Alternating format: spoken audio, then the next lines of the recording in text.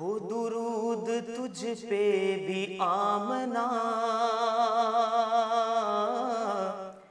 تیرے چاند پر بھی سلام ہو، تیری گود کتنی عظیم ہے، ملا جس کو ماہ تمام ہے، وہ کمال حسن حضور ہے کہ گمان نقص جہاں نہیں، یہی پھول خار سے دور ہے، یہی شمع ہے کہ دھواں نہیں، بلغ العلا بکمالہ کشف الدجی بجمالہ، حسنت جمیع خصالہ صلو علیہ وآلہ۔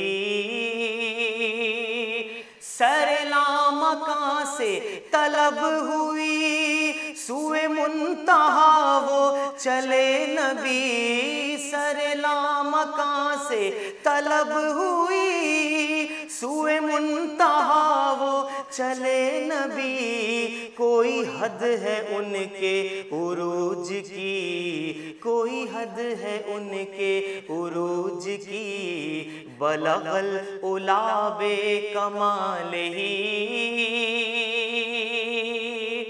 اور تمنا تھی ہوا اظہار پر فیض و کرم ایسا،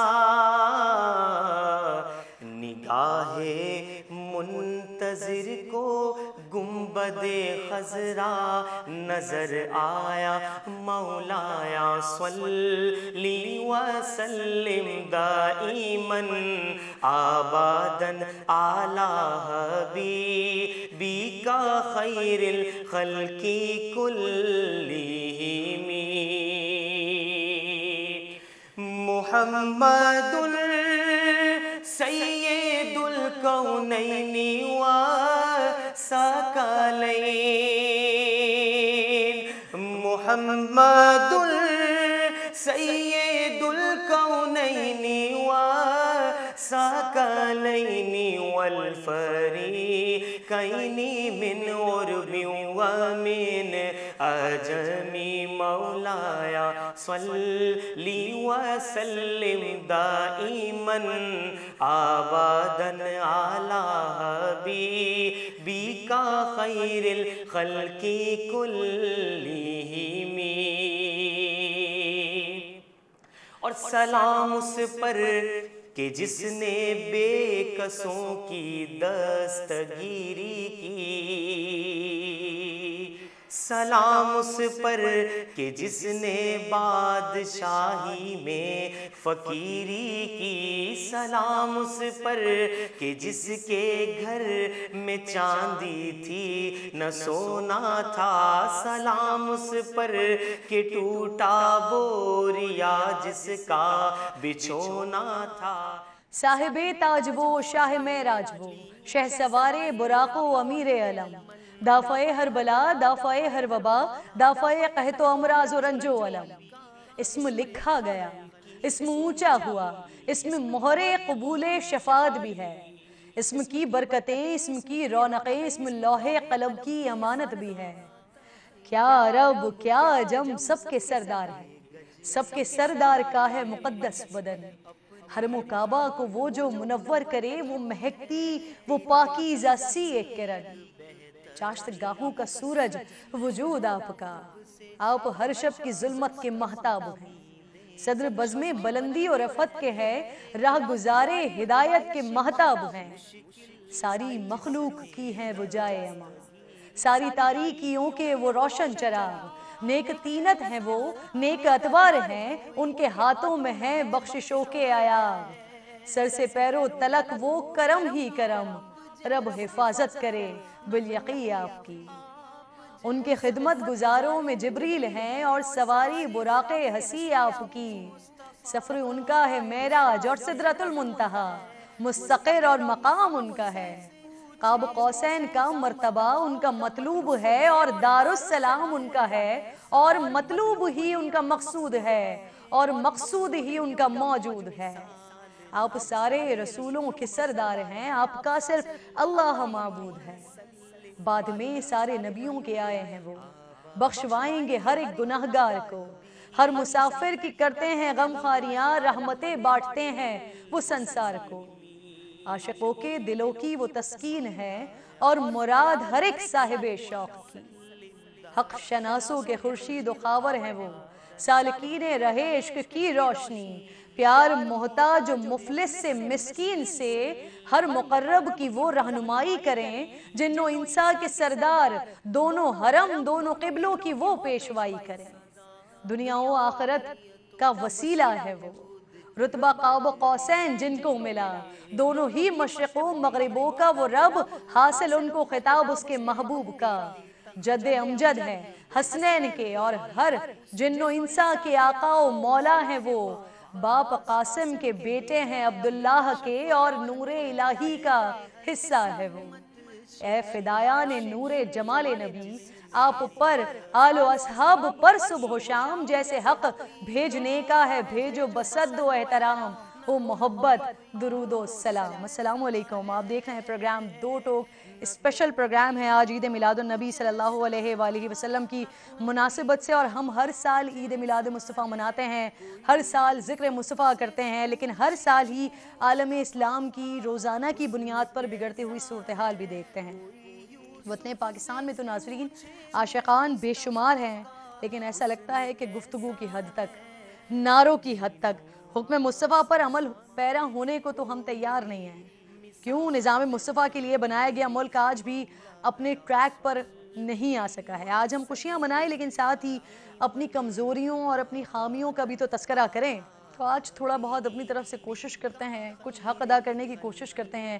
آج بزم سجائی ہے گفتگو کرنے کے لیے، مجھے مفتی فضل سبحان صاحب جوائن کر رہے ہیں، علامہ امین شہیدی صاحب جوائن کر رہے ہیں، علامہ کوکب نورانی اوکاڑوی صاحب جوائن کر رہے ہیں، اور اس کے ساتھ ساتھ ثنا خوانی کے لیے، آقا علیہ السلام کی تعریف و توصیف کے لیے عمیر مصطفیٰ صاحب پروگرام میں میرے ساتھ موجود ہیں۔ آپ چاروں مہمانوں کی میں شکر گزار ہوں، اور میری طرف سے جشن ولادت کی مبارکباد قبول کیجیے۔ کوکب نورانی صاحب، آپ سے ذرا بات کا آغاز کرنا چاہتی ہوں، اور اسی بات کو، اسی خوبصورتی کو آگے بڑھاتے ہیں کہ جن کا بچھونا کیسا تھا، حضور اکرم صلی اللہ علیہ وآلہ وسلم کی مکمل سیرت، مکمل حیات ہمارے لیے مثال ہے، ریاست مدینہ عملی نمونہ ہے، ان کے نظام مملکت میں ہمارے لیے حاکمیت کے جو اصول ہیں وہ بڑے واضح ہیں۔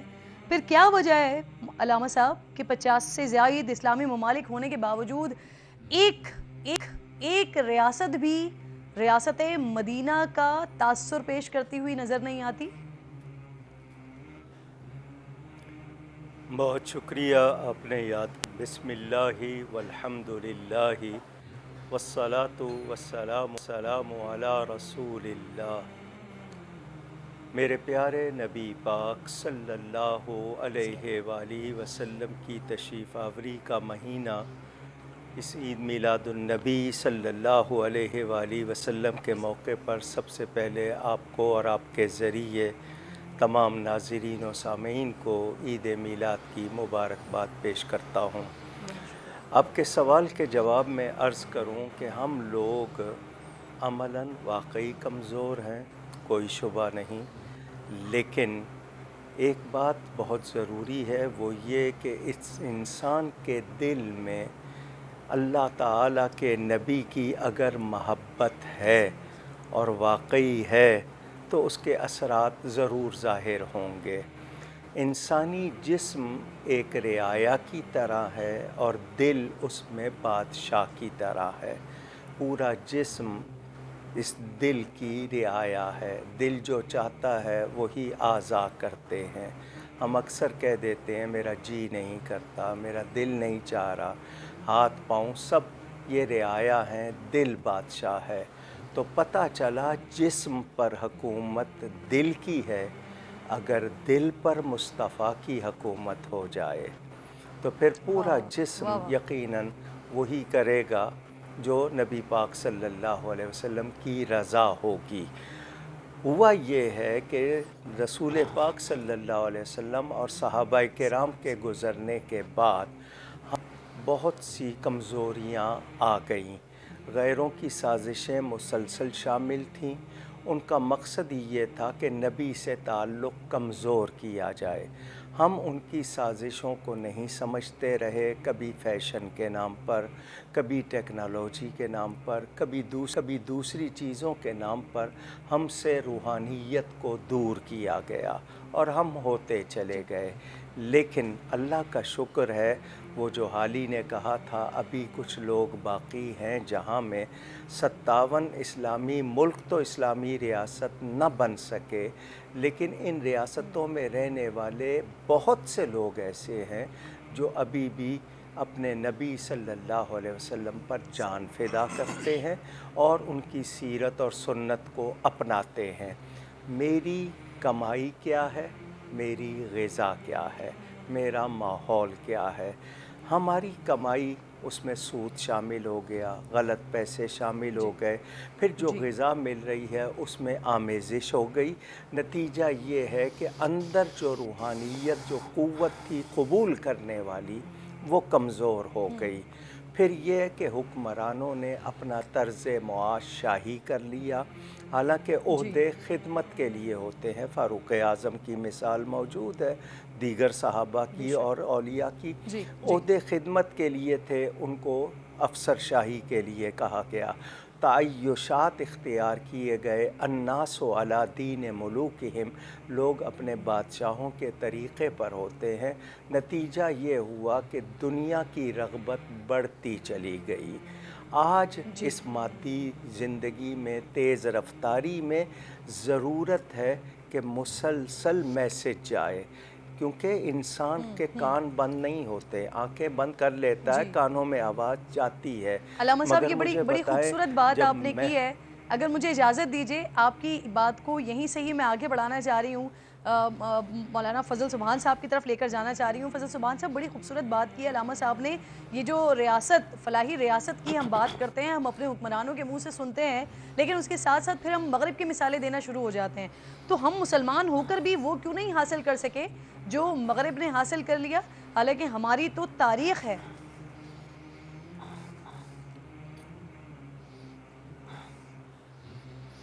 نحمدہ و نصلی علی رسولہ الکریم۔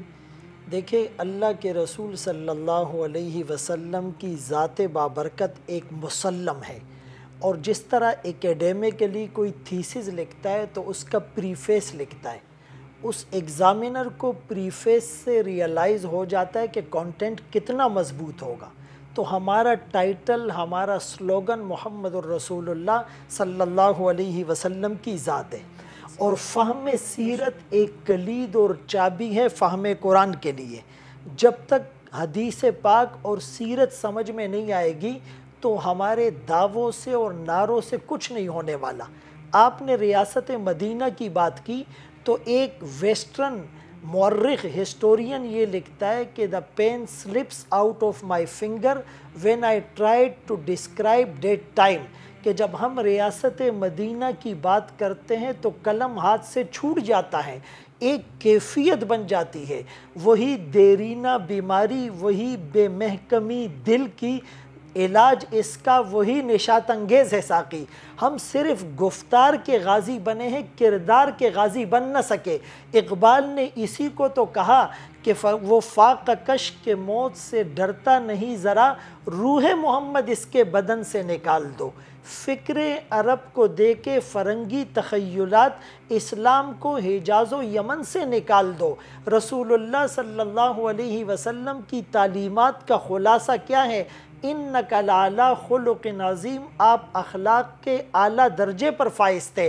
آپ نے فرمایا المسلم من سلم المسلمون من لسانہ ویدی، کہ حقیقی مسلمان وہ ہے جس کی زبان اور ہاتھ کی ایذا سے دوسرا مسلمان محفوظ رہے۔ پھر آپ نے فرمایا کہ لوگ بھی اس کی زبان اور ہاتھ کی ایذا سے محفوظ رہے۔ کیا آج ہمارے زبانوں کے نشتر سے لوگوں کے دل چھلنی نہیں ہو رہے؟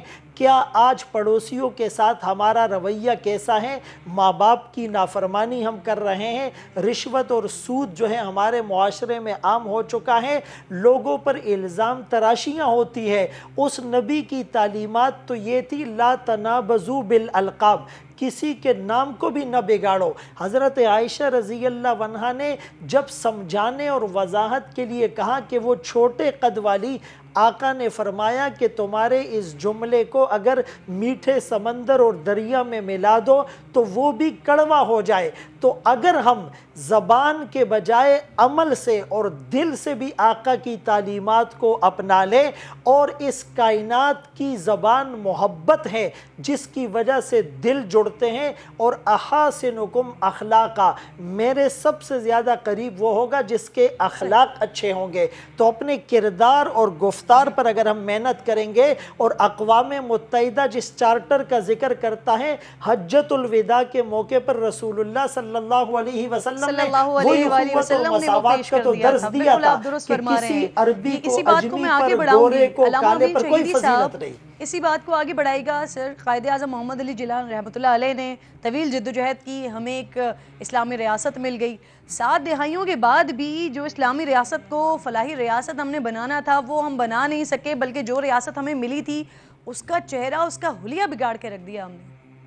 बिस्मिल्लाहिर्रहमानिर्रहीम। सबसे पहले तो इस मुबारक और मुक़द्दस मौके पर तमाम आलम इस्लाम की बारगाह में मैं मुबारकबाद पेश करूँगा रसूल करीम सल्लल्लाहु अलैहि वसल्लम की विलादत बासआदत की मुनासिबत से।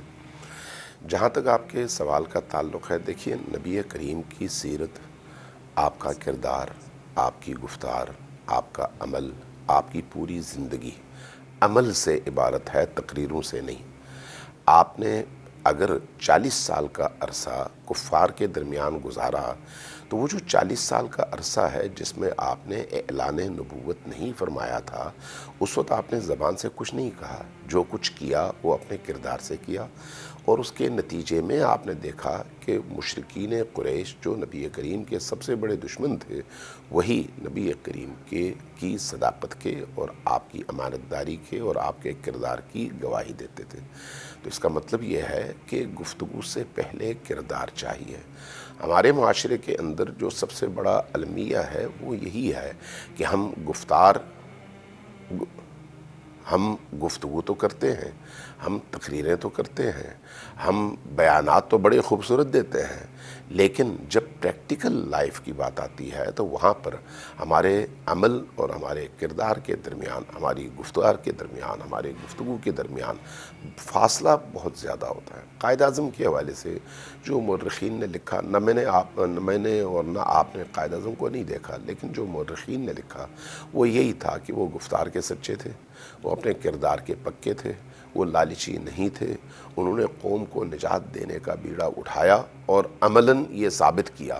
अब अगर जिस ममलकत के अंदर कायद आज़म ने अपने इस किरदार के ज़रिए से करोड़ों इंसानों के दिलों को अपनी तरफ मुतवज्जह किया और एक आज़ाद रियासत तश्कील दी, तो उसकी वजह क्या थी? कायद आज़म की सच्चाई, कायद आज़म का इखलास, कायद आज़म की वो अमली जद्दोजहद जिसमें आपको उनकी ज़िंदगी पर उंगली उठाने का कोई मौका नहीं मिलता।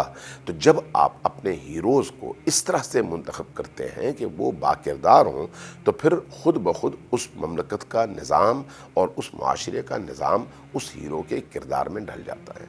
आज जो हमारे सामने अलमिया है वो अलमिया यही है कि हमारे जितने भी लीडर्स हैं, चाहे वो मज़हब का लिबादा ओढ़ें या सियासत का, या वर्दी पहने या सिविलियन लिबास में हों, उनकी मुश्किल यही है कि उनकी गुफ्तार और है, उनका किरदार और है।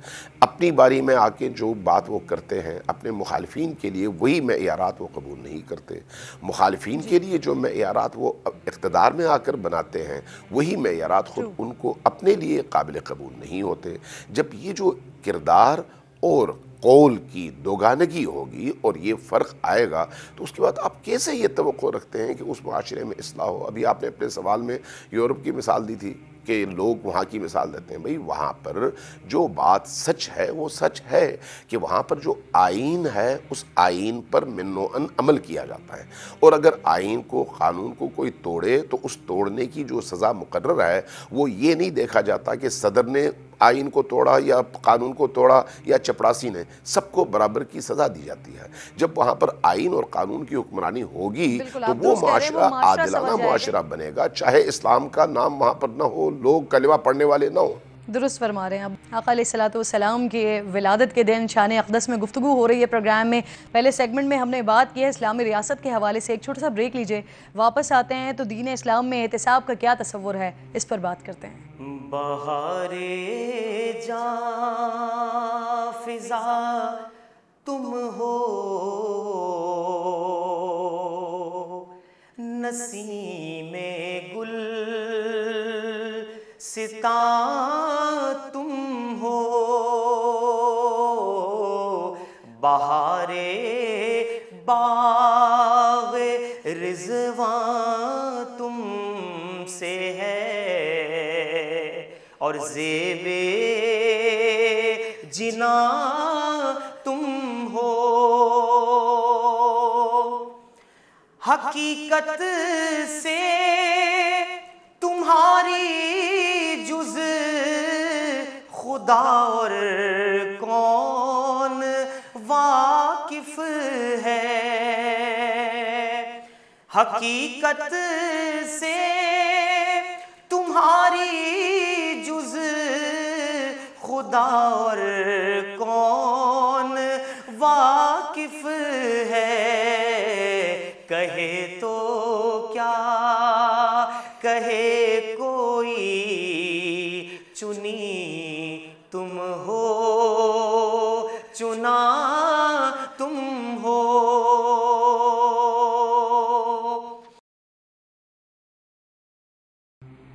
12 ربیع الاول کی مناسبت سے اسپیشل پروگرام ہو رہا ہے. ایک بار پھر آپ کو خوش آمدید کہتے ہیں. میں پروگرام کے دوسرے حصے میں ذرا ہم احتساب کے حوالے سے بات کریں, اکاؤنٹیبلٹی کے حوالے سے بات کریں. نورانی صاحب ذرا یہ فرمائیے گا سر, یہ اکاؤنٹیبلٹی کا تصور, احتساب کا تصور دین اسلام میں کیا ہے, اور آقا علیہ الصلوۃ والسلام کی حیات طیبہ سے ہمیں اس کی عملداری کی کیا نظیر ملتی ہے؟ پہلی بات تو یہ کہ میرے پیارے نبی پاک صلی اللہ علیہ وسلم سید المعصومین ہیں. انبیاء معصوم ہوتے ہیں, مگر اس کے باوجود آپ ان کو دیکھیں, ان کی حیات طیبہ کو ہمارے لیے اسوہ حسنہ بنایا ہے. اللہ کا خوف ہر لمحے ان کے ساتھ ہے. وہ اس قدر عبادت کرتے ہیں کہ خود رب تعالیٰ فرماتا ہے حبیب ساری ساری رات نہ کھڑے رہا کریں. اصل چیز جو بات ہماری چل رہی ہے وہ یہ کہ رسول پاک صلی اللہ علیہ وسلم نے قرآنی احکام پر عمل کر کے دکھایا پوری طرح. ان کا ایک ایک لمحہ محفوظ ہوا ہے تو ہمارے لیے ہوا ہے, مگر ہم نے اس کو اپنے سے دور کر دیا, ہم اس سے دور ہو گئے. نتیجہ یہ ہے کہ رسول پاک صلی اللہ علیہ وسلم تو کس قدر پابند ہیں اللہ کے ایک ایک حکم کے, اپنی ازواج کو, اولاد کو, اصحاب کو, اپنے ارد گرد کو, بلکہ ایک ایک جانور کو بھی صحیح تلقین کر رہے ہیں. ان کے ساتھ بھی ہمارے ہاں یہ ہے کہ جی طبقاتی نظام ہے, ہمارے ہاں عدلیہ ہو, کوئی اور ادارہ ہو, ہمارے ہاں عدل کا وہ تصور جو اسلام نے دیا ہے وہ عملی شکل میں نہیں ہے. نتیجہ یہ ہے کہ رسول پاک صلی اللہ علیہ وسلم فرماتے ہیں کہ پہلے لوگوں میں بنی اسرائیل میں کیا ہوا تھا, ان کے بڑے جرم کرتے تھے ان کو لے دے کے چھوڑ دیا جاتا تھا, چھوٹے کرتے تھے ان کو پکڑا جاتا تھا.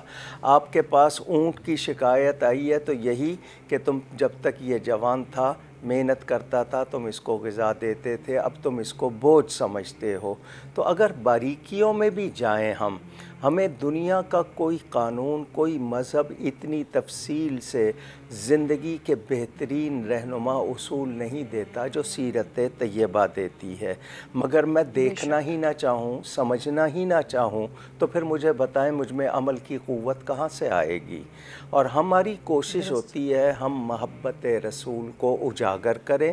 جب محبت ہو جاتی ہے تو پھر خود بخود پیروی آتی ہے, لیکن اسی محبت کو کچلا جا رہا ہے. دین کو ملا ازم کہہ کے اس کی حقارت, اس کی تحقیر, تضحیق کی جا رہی ہے. آپ اگر دیکھیں تو ہمارا میڈیا ہو, ہمارے ادارے ہوں, کہیں سے بھی ہمیں وہ تلقین نہیں. ڈرامے ہمیں کیا سکھا رہے ہیں؟ اب مجھے بتائیں جن ماں باپ نے بچوں کو پہلی چھوٹی عمر میں سکھا دیا کہ پانی کا ایک قطرہ بھی فضول نہیں بہانا, وہی چل کے آگے پھر کردار بنتے ہیں. لیکن آج جوائنٹ فیملی سسٹم کے بھی خلاف ہیں. ہمارے پاس تمام نظریات، یعنی ہماری معاشرت میں غیروں کا اتنا دخل ہو گیا ہے کہ ہم قرآن اور حدیث سے رہنمائی کی بجائے غیروں کی طرف دیکھ رہے ہیں، ان کے اتنے روب میں آ گئے ہیں. پھر یہ کہ ان سے امداد لیتے ہیں تو ان کی پالیسیاں اپنانی پڑتی ہیں. نتیجہ کیا نکلتا ہے؟ نہ ادھر کے رہے نہ ادھر کے رہے. ضرورت اس بات کی ہے کہ اگر مسلمان ہیں تو اپنی مسلمانی پہ فخر کریں اور رسول پاک سے اپنا رشتہ مضبوط کریں. جب ان کے وفادار ہو جائیں گے کردار میں تبدیلی آئے گی، آٹومیٹکلی آ جائے گی. درست فرما رہے ہیں آپ. اور یہ جو آپ نے بات کی علامہ صاحب، یہ جو آپ نے بات کی بنی اسرائیل کی، آقا علیہ السلام مثال دے کر سمجھایا کرتے تھے. اور آج اگر ہم امت محمدیہ میں اور خاص طور پر یہ مدینہ ثانی پاکستان میں اگر ہم نظر دوڑاتے ہیں تو وہ بنی اسرائیل والا سسٹم تو ایک بار پھر یہاں پر بھی ہمیں دکھائی دیتا ہے. عدالتوں میں کیسز جو ہیں وہ زیر التوا ہیں، تعداد اس کی بڑھتی جا رہی ہے. ماضی قریب میں ہم دیکھتے رہے ہیں اعلیٰ شخصیات جن کے کیسز آتے ہیں فوری طور پر ان کے کیسز لگ بھی جاتے ہیں، سماعت کے لیے مقرر بھی ہو جاتے ہیں، ان کو ریلیف بھی مل جاتا ہے. لیکن عام آدمی کا مسئلہ اگر فضل سبحان صاحب دیکھا جائے تو ابھی صرف اور صرف سپریم کورٹ میں تقریباً 57,000 کے قریب درخواستیں پڑی ہوئی ہیں. کئی سارے فیصلے کچھ لوگوں کے جن کی بریت ہو گئی، جو ان سزاؤں سے چھوٹ گئے، جن کا یہ پتہ چل گیا کہ انہوں نے تو وہ جرم ہی نہیں کیا تھا، وہ پتہ چلا ان کی وفات کے بعد. ریاست مدینہ میں ذرا اس پر فرمائیے کہ فوری انصاف کا میکنزم کیا ہے؟ عدالتوں میں سائلین کی داد رسی کیسے ہوا کرتی تھی؟ دیکھیں، بہت اہم بات ہے. اس وقت پوری دنیا میں حج کرنے والوں میں پاکستان دوسرے نمبر پر ہے. سب سے زیادہ عمرہ زائرین پاکستان سے جاتے ہیں. سب سے زیادہ مدارس اور تبلیغی نیٹ ورک اور قرآن کریم کے حفاظ یہ آپ کو پاکستان میں ملیں گے. لیکن دوسری طرف اگر دیکھا جائے جوڈیشری اور جسٹس میں ہم 160 نمبر پر ہیں. کرپشن اور بدعنوانی جی بالکل آ رہی ہے. تو جس طرح جسٹس میں ہم 160ویں نمبر پر ہے، قتل و غارت گری یہاں زیادہ ہے، موبائل سنیچنگ ہے، ملاوٹ ہے اور اخلاقیات کا جنازہ نکالا جا رہا ہے. تو اس کی وجہ کیا ہے؟ اقبال مرحوم نے جو کہا، مسجد تو بنا دی شب بھر میں ایمان کی حرارت والوں نے، من اپنا پرانا پاپی ہے برسوں میں نمازی بن نہ سکا. اقبال بڑا اپدیشک ہے، من باتوں میں موہ لیتا ہے، گفتار کا یہ غازی تو بنا کردار کا غازی بن نہ سکا. تو ہم اپنے آپ کو ریویو کریں، نظر ثانی کریں، اپنی اکاؤنٹیبلٹی کریں. اور اکاؤنٹیبلٹی یہ ایک ڈریم اور خواب نہ ہو، بلکہ اس کی عملی شکل جب آئے گی، رسول اللہ صلی اللہ علیہ وسلم کی ایک سنت سے اس پوری کائنات کے اندر انقلاب آ سکتا ہے. اگر دشمن بھی آپ کے اخلاق اور کردار کی گواہی دیتے ہیں، اور مارٹن لنگز نے بھی کہا تھا کہ his life is based on earliest resources، اور کیرون آرمسٹرونگ نے کہا تھا کہ وہ ایک ملیٹنٹ پیغمبر نہیں، پیغمبر رحمت ہیں. 23 سال کے مختصر عرصے میں کم خون خرابے کے ساتھ اتنا بڑا انقلاب برپا کیا کہ جان لینے والے ایک دوسرے کے لیے جان دینے والے بن گئے. ایثار اور ہمدردی کی ایسی مثالیں اور نظارے تو چشم فلک نے بھی نہیں دیکھے تھے.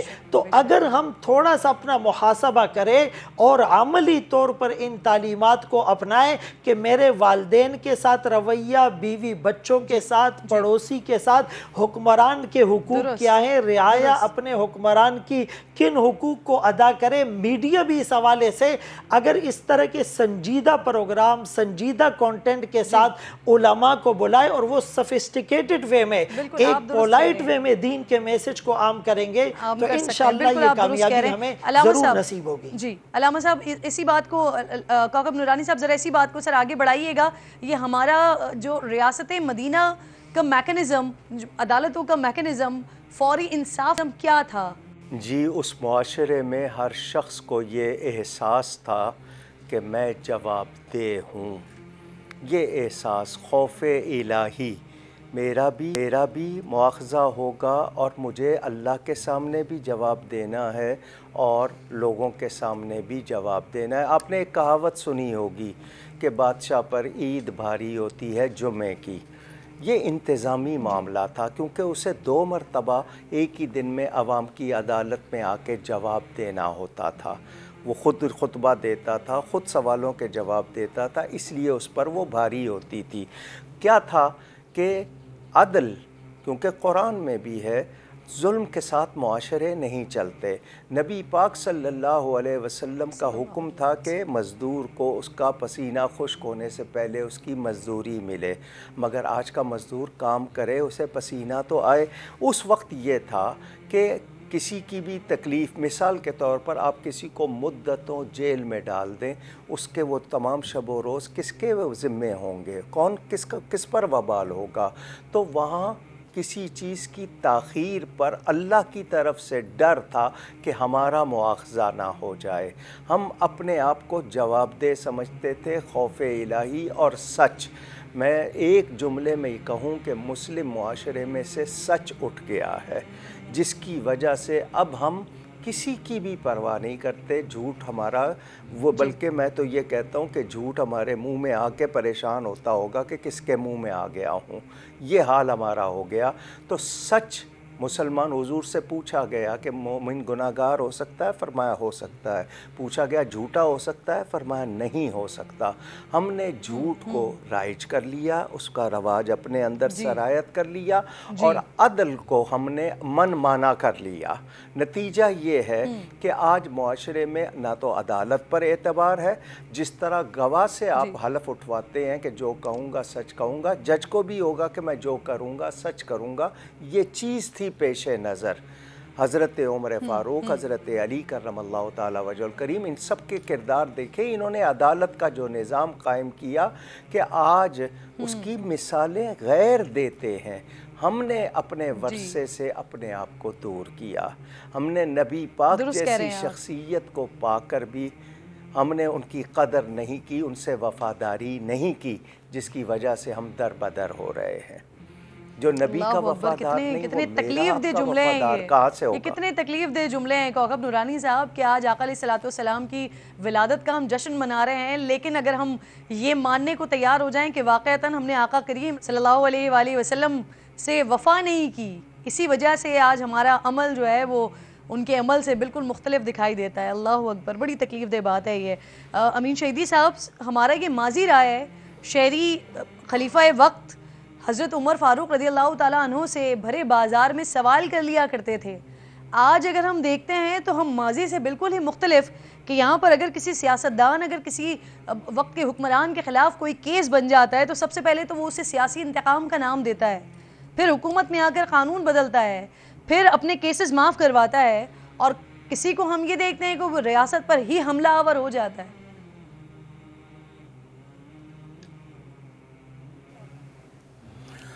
دیکھیے، اس میں تو کوئی شک نہیں ہے کہ رسول کریم صلی اللہ علیہ وآلہ وسلم کے اپنے خطبے اس بات پر گواہ ہیں کہ آپ نے فرمایا کہ گزشتہ امتیں تباہ بھی اسی لیے ہوئیں کہ وہ معاشرے کے اندر 2 طرح کے قوانین کا رواج انہوں نے شروع کیا تھا۔ طاقتور کے لیے قانون اور تھا، کمزوروں کے لیے قانون اور تھا۔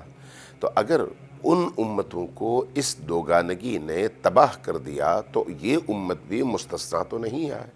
کسی بھی معاشرے کے اندر جو معاشرتی اصول ہیں وہ تبدیل نہیں ہوتے، جو ضوابط ہیں وہ تبدیل نہیں ہوتے، جو ویلیوز ہیں وہ تبدیل نہیں ہوتی، چاہے وہ حضرت عیسیٰ مسیح کا دور ہو، حضرت ابراہیم کا دور ہو، حضرت فرض کریں حضرت نوح کا دور ہو، یا نبی کریم کا دور ہو، یا آج کا دور ہو۔ انسان کی جو انسانی اقدار ہیں وہ تبدیل نہیں ہوتی۔ تب بھی چور کو بری نگاہ سے دیکھا جاتا تھا اور آج بھی ایسے ہی ہے۔ تب بھی انسان کے لیے سب سے بڑی چیز یہ تھی کہ اگر وہ جرم انجام دیتا تو فوری طور پر اس کو سزا ملتی تاکہ دوسرے لوگ اس سے عبرت حاصل کرتے۔ آج بھی ایسا ہی ہے۔ آج آپ دیکھتی نہیں ہیں کہ جب نظام اسلامی کی بات ہوتی ہے، قوانین اسلامی کی بات ہوتی ہے، تو اسلامی قوانین کے رواج کو یا اس کے نفاذ کو فوری طور پر جو ہے کنڈم کیا جاتا ہے اور اس کی مخالفت میں آواز اٹھتی ہے کہ یہ انسانی حقوق کی خلاف ورزی ہے، جبکہ دوسری طرف بڑے بڑے مجرم، تمام تر عظیم جرائم انجام دینے کے باوجود کیفر کردار تک نہیں پہنچتے. مظلوم مظلوم رہتا ہے اور ظالم ظالم ہی رہتا ہے، لیکن اس کے باوجود عزت ظالم کی ہوتی ہے، احترام ظالم کے لیے ہوتا ہے، اور مظلوم کا کوئی پوچھنے والا نہیں ہوتا. قرآن کریم نے ایک اصول دیا ہے، لکم حیات فی القصاص یا اولو الالباب، اے عقل والو تمہارے لیے اسی حکم میں ایک عبرت ہے کہ تم لوگ جب کسی مجرم کو، کسی قاتل کو سزا دو تو یہ سزا باقیوں کے لیے ایک عبرت بنتی ہے. لیکن کیا آج ہم نہیں دیکھتے کہ ایک شخص جو ہے 100 قتل بھی کرے تو مقدمات چلتے رہتے ہیں، وہ جیل میں مر جائے اور بات ہے، ورنہ جو ہے وہ بری ہو کے واپس آ جاتا ہے، پھر مقدمات بھگتتا ہے. یعنی ایک نفس کے قتل کے جرم کے مرتکب کو سزا دینے کا حکم تھا، اسی وقت اس کی گردن ماری جاتی، چور کے ہاتھ کاٹے جاتے، مجرم کو اس کے کیفر کردار تک پہنچایا جاتا ہے. لیکن آج ہمارے معاشروں میں یہ چیزیں نہیں ہیں. جب یہ چیزیں نہیں ہیں تو پھر جرم کی سزا کا خوف بھی نہیں ہے. جب جرم کی سزا کا خوف نہیں ہے تو جرم کو رواج ملنا بالکل نیچرل عمل ہے. جب آپ نیکیوں کا صلہ نہیں دے سکتے تو پھر نیکیوں کا کمزور پڑ جانا بالکل نیچرل عمل ہے. اس وقت کرپشن کو آپ کی سروسز کا حصہ بنا دیا گیا ہے، لہٰذا ایک شخص جب اپنی سیٹ پر بیٹھتا ہے تو اس سیٹ پر بیٹھنے کی قیمت وہ جہاں حکومت سے تنخواہ کی صورت میں وصول کرتا ہے، وہیں پر عوام سے رشوت کی صورت میں بھی وصول کرتا ہے، اور یہ رشوت گویا اس کی حلال کی کمائی ہوتی ہے.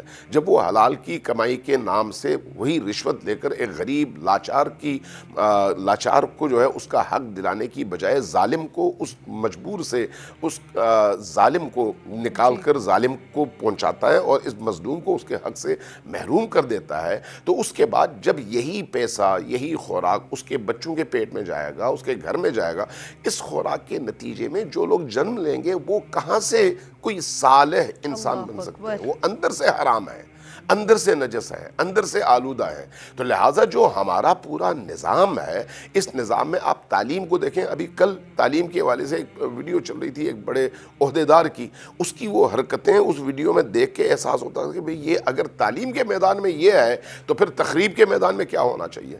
جب آپ کے ہاں کلچر کے نام پر لچر ہو، تعلیم کے نام پر جہالت ہو، عدل کے نام پر ناانصافی ہو، ظلم ہر جگہ رائج ہو اور ظلم کو لوگ فخر کی نگاہ سے دیکھیں، مارنے والا فخر سے کہے میں نے مارا ہے، مظلوم کی آواز بلند ہو اور ان کی آواز سن کر اس کی حمایت میں لب کھولنے والا کروڑوں کے معاشرے میں ایک نہ ملے، جو لب کھولے اس کو گمنام کر دیا جائے اور اس طرح سے کہ اس کا عطا پتہ بھی نہ ہو. بہتر کر سکتے ہیں. درست آپ کہہ رہے ہیں کہ پھر ہم کیسے معاشرے کو بہتر کر سکتے ہیں. لیکچر دینے سے وہ معاشرہ کبھی بھی ٹھیک نہیں ہو سکتا. وقت بہت تیزی کے ساتھ اپنے اختتام کی طرف بڑھ. مصطفیٰ صاحب آپ کی موجودگی کا فائدہ اٹھاتے ہوئے ایک بار پھر آقا علیہ الصلوۃ والسلام کی شان اقدس میں ثناخوانی پیش کیجئے تاکہ پھر ہم پروگرام کا اختتام کریں. حضور میری تو ساری بہار آپ سے ہے، حضور میری تو ساری بہار آپ سے ہے. میں بے قرار تھا، میرا قرار آپ سے ہے، حضور میری تو ساری. اور میری تو ہستی کیا ہے میرے غریب نواز، میری تو ہستی کیا ہے میرے غریب نواز. جو مل رہا ہے مجھے سارا پیار آپ سے ہے.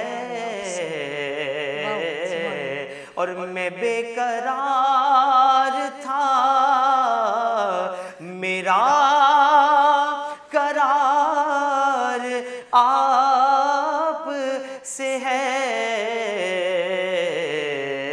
حضور میری تو ساری بہار آپ سے ہے۔ حضور میری تو ساری بہار آپ۔ شکریہ عمیر آپ کا، علامہ کوکب نورانی صاحب، علامہ فضل سبحان صاحب، علامہ امین شہیدی صاحب، آپ چاروں مہمانوں کا بے حد شکریہ۔ اور جو خوبصورت گفتگو ہم نے کی ہے، اور جو علامہ صاحب آپ نے ایک تکلیف دہ جملہ کہا ہے، تو اللہ رب ذوالجلال سے دعا ہے کہ آقا علیہ السلام سے صرف اس زبان سے ہی محبت نہیں، بلکہ ہم اپنی زبان سے، اپنے کردار سے، اپنے افکار سے، اپنے عمل سے بھی امتی ہونے کا ثبوت دیں۔ پروگرام کا وقت ختم ہو گیا، انشاءاللہ ناظرین سے ملاقات ہوگی کل۔ اپنا اور اپنے ملک کا خاص خیال رکھیے۔ اللہ نے کے بعد